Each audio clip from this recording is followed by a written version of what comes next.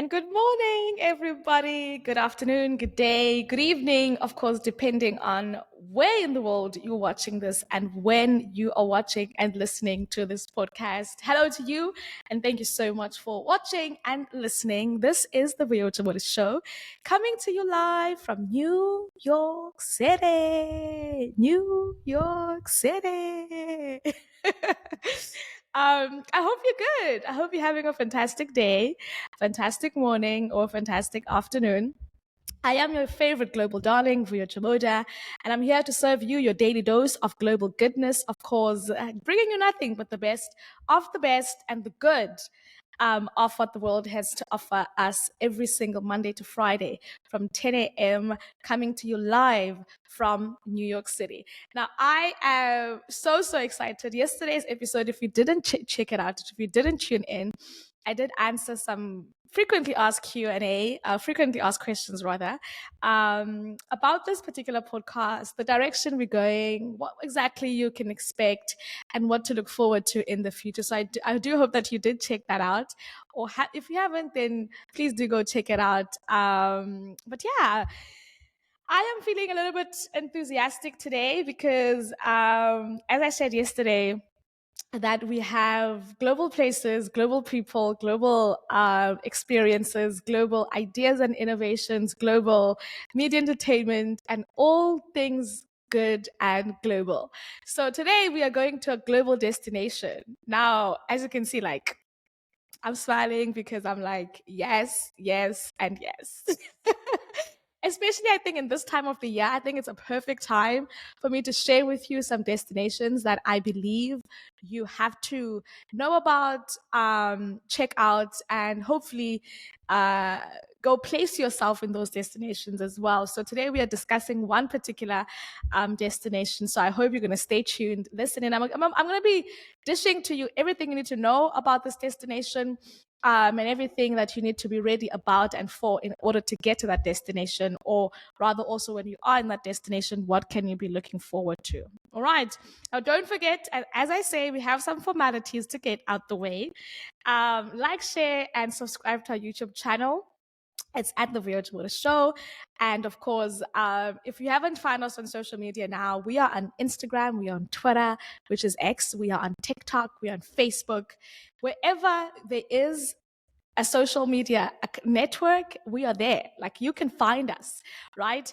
And as of yesterday, we launched our website, www.thevuyo.show.com. Go check us out, go engage, go. We'd love to hear from you, right? So make sure that you tune in on those platforms as well. And let us know what this destination, or rather, which destination would you like me to take you to, show you, get to give you insight on, because I would love to do that right here on the show as well. All right. And also, which destination are you in right now? Because I would love to learn about that destination and share that, of course, with our global girls and guys right here on the show. Now, Vuyo, what destination are we going to, child? Just let us know already. Now, before I tell you the destination, this is a disclaimer. I love kind of putting some disclaimers before we get started and me telling you what this destination is. A disclaimer. I have one of my pet peeves, and this is like a very minute one. It's not a big, heavy one, but it's one that I do have. When I have a conversation with someone, and I talk about places, traveling, even though I haven't traveled far and wide as of yet, and I did share this yesterday. But a big part of my goals and aspirations is to see the world, right? And which is even why this podcast even exists, for us to explore the world collectively, the different facets of the world. But one of my pet peeves is having a conversation with someone, and an example, maybe you're going on a date, right? And or meeting a new friend, or anything in that kind of realm. And a conversation comes up about traveling, or going to different places, or even transporting ideas to different spaces and places, and someone just, like, that concept is not graspable, I get so frustrated. Like my family knows, my friends know. I a conversation, all of my family members and friends who do not have passports, like the conversation whenever I'm on the phone with them, it always ends with a go get your passport already. like, I'm like, go get your passport. If you haven't gotten your passport, what are you doing? Like, what are you doing? So it's a pet peeve. Like, if I'm going on a date, I'm meeting a brand new friend, or I'm making friends, and someone doesn't have a passport, I'm always like, so what must happen now? because because like, child, get your passport now. And a passport is something that you just have and it just stays there. You get it once after, an X amount of years, and it just stays there. But it allows you the opportunity to be able to explore the world, right? So it's a pet peeve of mine. Someone who doesn't have a passport, I'm like, next, we cut the cameras. cut, let's yeah, cut because no, like get your passport, child. Like, so if you are watching this and listening to this and you don't have a passport, this is your sign to go and get your passport right now, because I'm gonna be sharing some destinations and you'll be like, I wonder, I wonder. We don't want to wonder anymore. We want to actually go to these places. So it's very important for you to get your passport as we go through exploring these different places together. Okay. That's just a disclaimer. So yeah, that's just it bothers me so much. But it's in a healthy way. It's a healthy bother. It's like, I'm gonna encourage you though. I'm gonna encourage my friends. I'll be like, girl, get on with it now, get your passport now, yeah. And I think since coming to New York, which is really a hub of cultures and experiences and people from all over the world, so I think it's such a good place to ignite the passion for travel and just really ignite the desire to be explorative. And someone would tell you about coming from the Dominican Republic and you're like, oh well, what is it like, what does it look like, what is the experience like? So for me, it even intrigued me even further being in New York and just being in a space that is it has all the world's different facets in it. So yeah, so you're going to be seeing and experiencing a lot of that on this podcast. Okay, I'm just giving you, laying the ground. And it is December, so I know some parts of the world, at least where I'm from right now, South Africa, it's holiday season now. It's and I know it's holiday season here as well, but in South Africa, I think around about this time all things are shut. Like kids are not going to school. A lot of people are about to close. I think this week is the last week of work. And it's holiday time, it's travel time, it's exploration time, it's just fun time. And in South Africa, it's summertime now, so it's very cold here in New York, so it's not really, I don't have that excitement that I would have when I was in South Africa during December. But it is a beautiful time to travel because it's very festive. There's a lot of festivities around, so this would be a good time if you haven't got on your travel list for this year, perhaps putting it in next year's travel plans to visit this next destination. And the destination we're going to today is the beautiful and majestic. I've heard beautiful things about this country. I've heard good things about this country and this particular island, which is why it's on our good global places list for this week. All right. It is Indonesia. It is rather Bali in Indonesia, and it's also known as the Island of Gods. I've had friends who've actually been to Bali. I've been so jealous when I've seen the photos. And I've just been like, one day is one day, and one day really is one day. One day I am definitely going to visit Bali. It's one of those countries on top of my to go to list.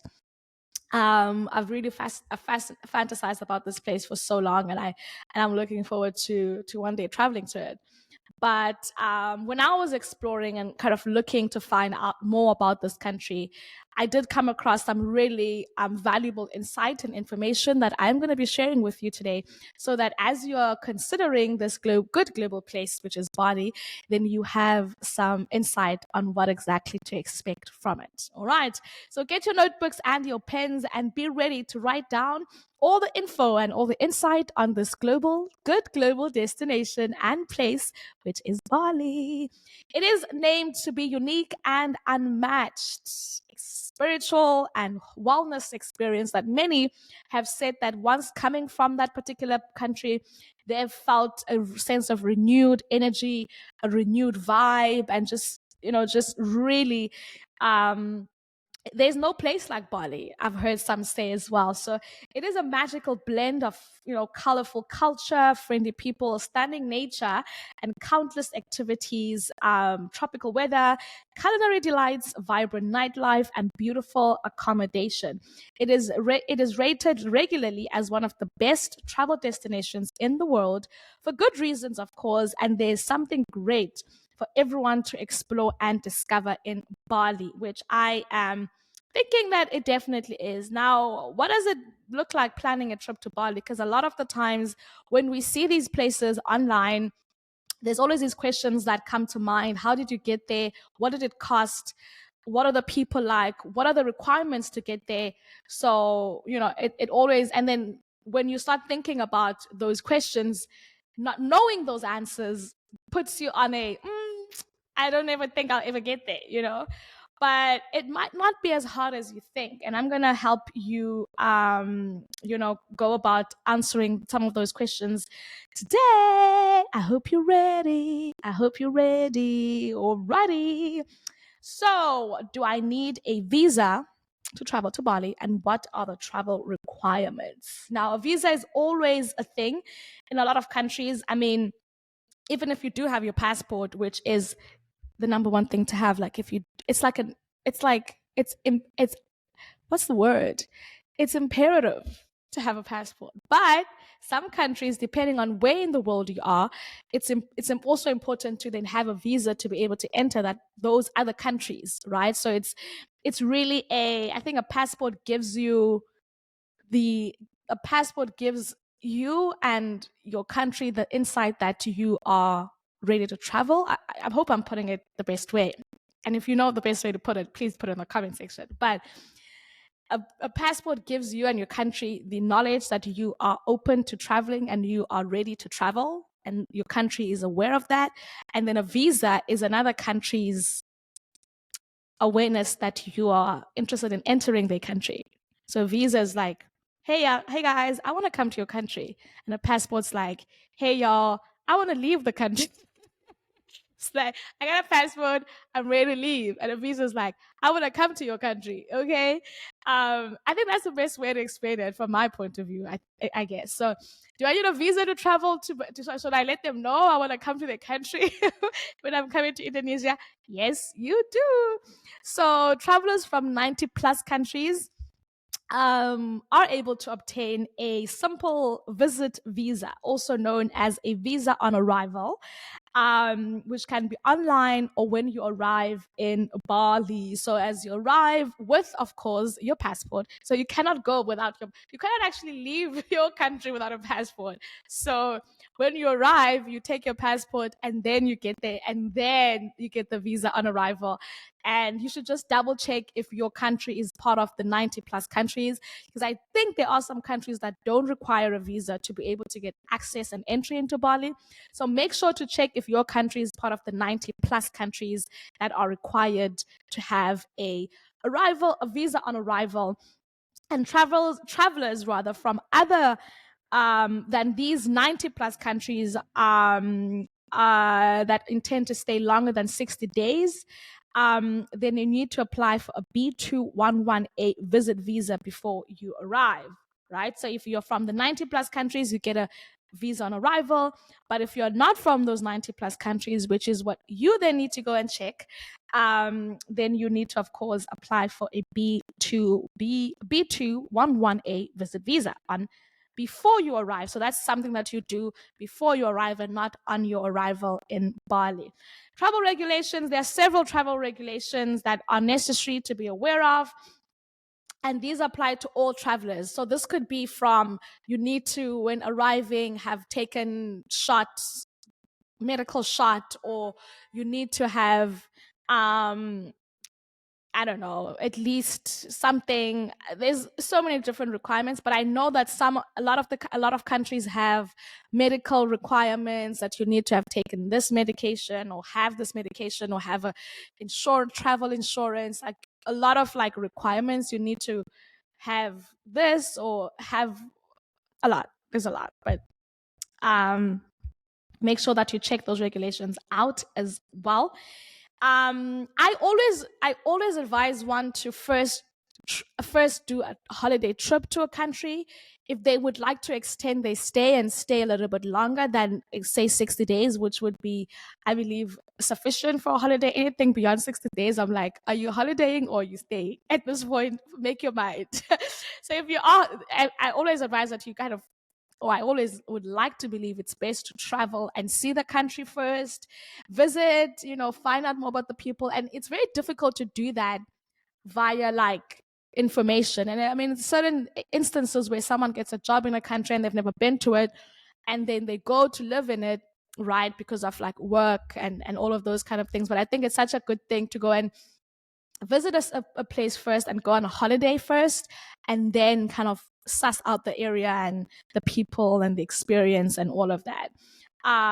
So the steps really, what are the steps do I need in order to have a perfect and plan a perfect holiday? I don't think it's possible to go to a different country, a different continent without having some sort of planning involved. Like it could be minute, but some sort of planning is involved. So one, of course, being checking the visa regulations and that apply to your nationality, to your country. Are you part of the 90 plus days? Are you not? Checking all the travel requirements, checking the travel regulations, checking which the best time to visit, and kind of knowing what each destination requires and what each destination is like. Kind of familiarizing yourself with the culture and the customs of the place, and making a list of the things that you'd like to do. So checking what each country has. For example, South Africa and Cape Town. Cape Town has a number of different, experiences that you can have. But I always tell people who want to come to Cape Town in my home country that you need to check what we have and then what would you like to do. So it's a similar thing to Bali as well.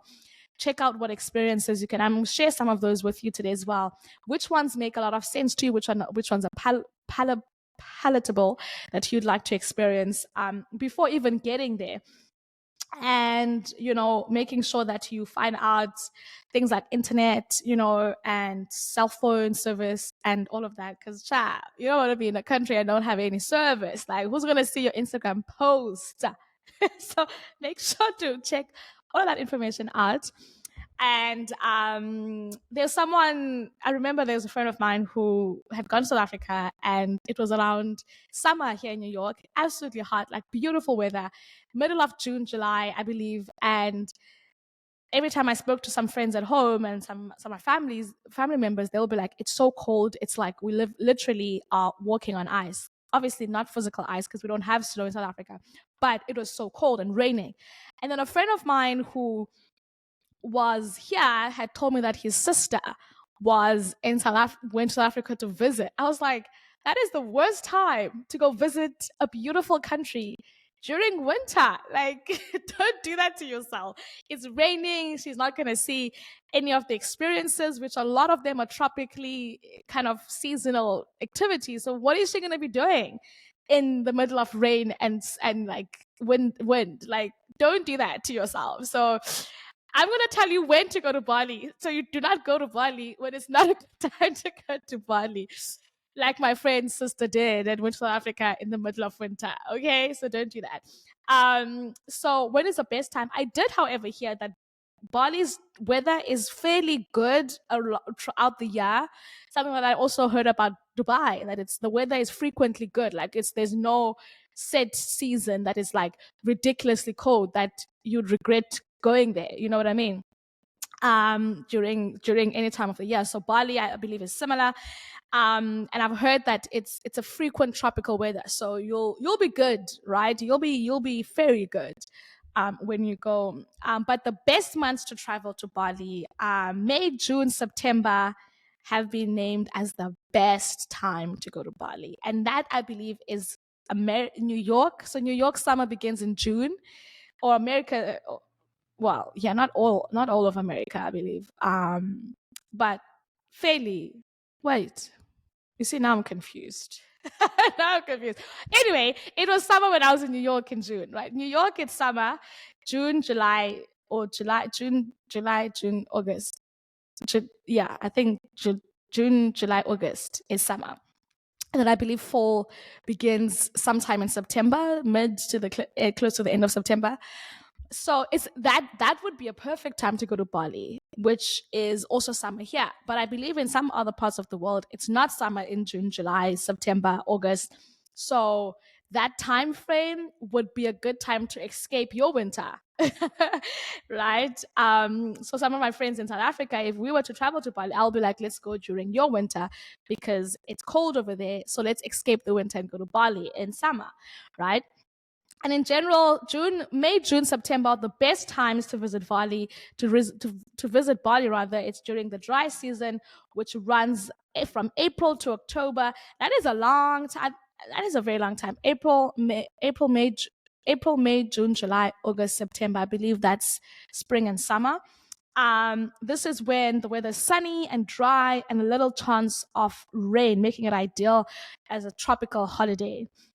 A tropical holiday sounds like a fabulosity to me. I mean, the like when have you seen someone's Instagram when they go to Bali and it's like it looks so aesthetically pleasing that wherever they take photos and then that section of their Instagram when they were in Bali is like so cute. You know what I mean? Like I've seen people who've gone to Bali and I'm like, nice, nice, nice. This time the Instagram was popping. So it's the best time to go. It's tropical, which means you're going to have the most fantastic Instagram posts during that time. And what are the best destinations? Or rather, what are the best destinations to travel when in Bali? In general, one can say that these are the best destinations and popular and have offerings for every. All right, so I did share with you, of course, just before that quick interlude, that there is very good destinations that you can check out in Bali, and that wherever you are in Bali, there's a lot that you can definitely explore.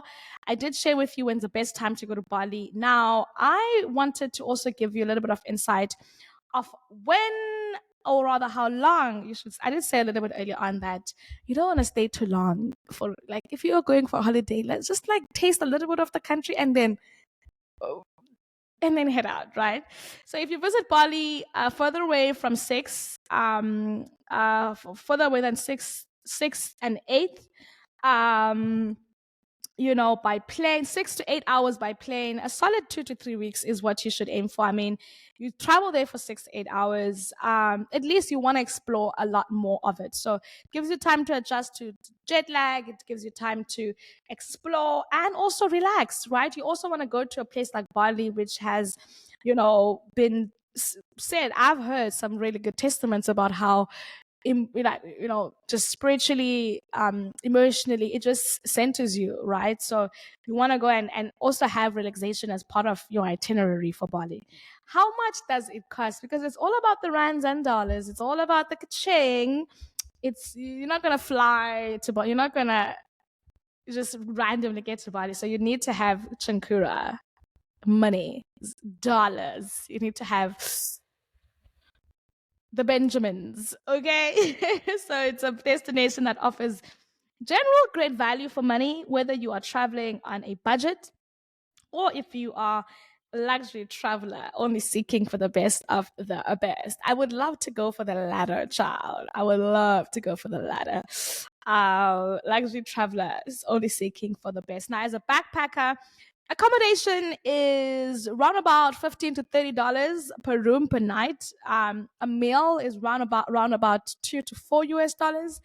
And a scooter rental per day is about $3 to $6, right? So that's the living backpacker style, right? So I'm giving you the different ranges for where you want to fit yourself. I did say I want to go for the latter, so I'm I don't think I would take that particular one, but if you are going there on a budget and would love to go backpacking style, which I think in itself is an experience as well, then you're looking at those types of figures. If you're going for the mid segment, middle range, then accommodation is about 80 to 120 US dollars per room per night. A meal is around about $6 to $8, $6 to $10. A scooter rental, once again, $3 to $6, and car rental per day is 35 to 45 US dollars. And then the luxury segment, that's Bali Lux. You're looking at accommodation around about 170 to 400 US dollars per month. I mean, per night. And then a meal, around about $12 to $20 a meal. Scooter rental, per day, 10 to you're looking at 10 to round about 15 US dollars, and then car rental looking at 60 to 100 US dollars. Now, where do you fit in this category? I would like to know. Share with me, let me know in the comment section where you'd say you fit into this category, because I'd love to know.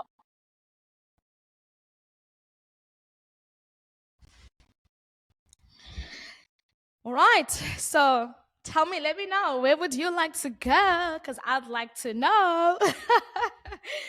All right. So the Bali Experience Extreme, that's the Bali Super Supreme Experience, the best of the best. Now, when I'm talking like over there, like right there on top, accommodation is round about $400 plus per room per night.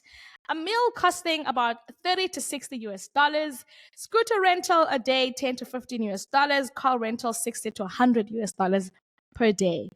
Right? So that's the next level. Important wines and spirits are rather expensive compared to most countries due to an additional tax imposed. A cocktail in a nice bar in Bali will cost around about 8 to 12 US dollars, which I believe is quite average. Like that's New York, that's a New York standard price as well. So you definitely are. That's not unfamiliar for that particular price. And yeah, so some things to do when you're in Bali. I'm gonna give you five, and you'll decide which ones of those you want to go to. You can visit, of course, the Pura Luha Oluwatu temple before sunset. And on the way back, fresh barbecue, seafood dinner on the beach in Jimbaran. Oh, that sounds good. That sounds good. You can day trip to the rice field terrace and stop at the temples in Tirta Empul or Goa Gaja, closing the day with a traditional dance performance in Abud with a dinner in one of the many amazing restaurants in Abud. Another thing you can do is you can hit one of the amazing beach clubs. Ooh, cha! That sounds good.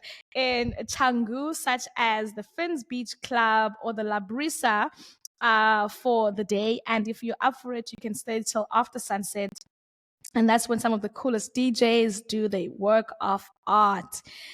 Sounds like a very good deal to me, I must say. Like beach clubs, I'm here for that. Or you can visit the artist villages of Maz, of Saluk, or rather Saluk, and experience firsthand how these masters are carving and creating the most amazing artworks. And the third thing that I would say to share with you as some of the things that you can experience in Bali is the mountains. Climb Mount Batu Batar. Or if this is too difficult, join an e-bike tour through the villages and highlands of Bali. Of course, there's so much more like scuba diving, golfing, trekking, canoeing, rafting, animal parks, countless temples, religious sites, hundreds of amazing restaurants. I've heard the food is really good in Bali. Bars and clubs, and the list is, of course, endless. So this is why so many people come back and back and back and again and back and back and back and again.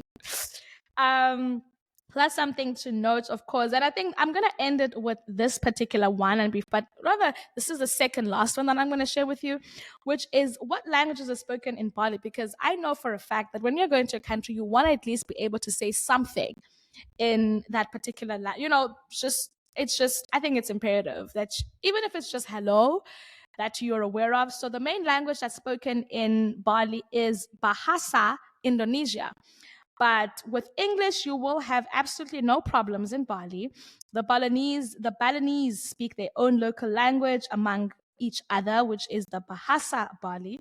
Bahasa Indonesia is fairly easy, and if you manage to remember only a few words, you will have people's hearts and doors open to serve you and help you and give you what you need. So make sure to just learn a thing or two. There's so many resources out there to help you just learn some basics of a country. Like if you are coming to my country, you would have to know, like I would want you to know how to say molo, which is hello, like molo, Molo, molo, molo. And when you see someone molo, right? And that's someone is already like, okay, you know what I mean? So that's definitely something to Bahasa Indonesia and Bahasa Bali, those being the languages spoken there. And I think this is a very good one to kind of end and close off this travel destination experience with you. Is the country safe? I am always thinking about that question. I'm always wondering. Some of us are single ladies trying to explore the world, or girls and guys who are just either wanting to do and explore. Some of their friends are not interested, but they really want to go. So they're like, you know what, I'm going to go. Or it's a friend group and they want to make sure that they'll be safe, or if it's just anyone really wants to be safe, right? So how do you make sure that it's safe? Like, do you want to go to a place like that? So I did want to also find out if Bali was a safe destination, so that when I tell you about it, then it's not a place that's hot, that's going to be of danger to you, right? So and according to our resource that we are using today, Bali is for sure safe. It's safer than other places, and single women like myself can travel freely and safely. That's really comforting to know. Okay. Of course, like everywhere else in the world, we travel the way there is tourism, there is crime and scam. But if you keep a normal level of common sense and don't fall into traps and senseless drinking and drugs, then you should be fine. The biggest threat is probably when untrained drivers rent a scooter and overestimate their skills and underestimate the complexities of the traffic. So that's definitely something. I think if you are someone who is well responsible and able to kind of take care of yourself, then you should fairly be good and fairly be able to kind of move around. I haven't been there yet, so I can't really vouch rather for that particular element of it. So those who know, let me know in the comment section. Has it been for you? How has it been for you? If you've been to Bali, what is that experience like? What did it feel like? What was it like? I would love to know about your experience with Bali. And if you are wanting to go to Bali like I am, what are you looking most forward to? I'm looking most forward to some of the beach clothes, packing all my bikinis and just really enjoying the tropical energy of that particular island. And I've really heard some great things about it. And I think it's such a beautiful place to visit, and I'm looking forward to visiting it as well. So when you do end up going to Bali, I would love to know what that experience was like for you as well. That's all I have in store for you today. I did wrap up Bali for you in a couple of minutes. And I hope that, of course, you learned so much as I did. I'm going to be sharing this resource with you. It's called Bali.com, which is the ultimate guide to Bali, which is what you can check out to go and just do a little bit more research about Bali before you go to that particular country. Plan efficiently, budget efficiently, make sure that you find out which range can you fit yourself in within those four ranges that were mentioned to us. I would love to go for the best of the best. Like, that's what I see for myself.